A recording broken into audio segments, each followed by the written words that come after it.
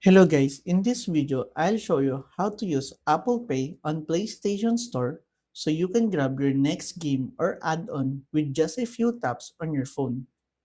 While Sony didn't support Apple Pay for a long time, the latest update in 2026 have made it a native payment option on both PS4 and PS5 consoles, offering a faster and more secure way to check out without typing in your credit card details.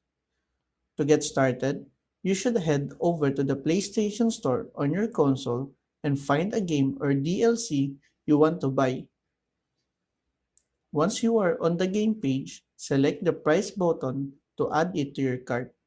On the checkout screen, look for the confirm purchase button, but do not click it yet.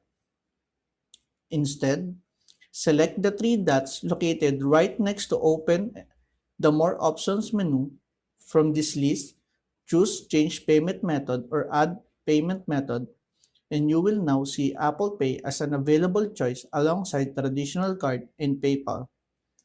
When you select Apple Pay and click confirm, a unique QR code will be generated on your TV screen.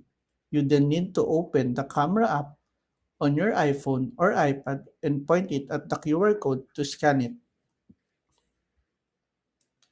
A link will appear at the bottom of your mobile screen. Tap that link and it will automatically open the Apple Pay interface for your device with the exact total for your PlayStation purchase. You just need to select which card you want to face from your Apple Wallet and then double click the side button on your phone to authorize the transaction with Face ID or Touch ID. Once the payment is processed on your phone, your PlayStation will automatically refresh to show you a thank you message.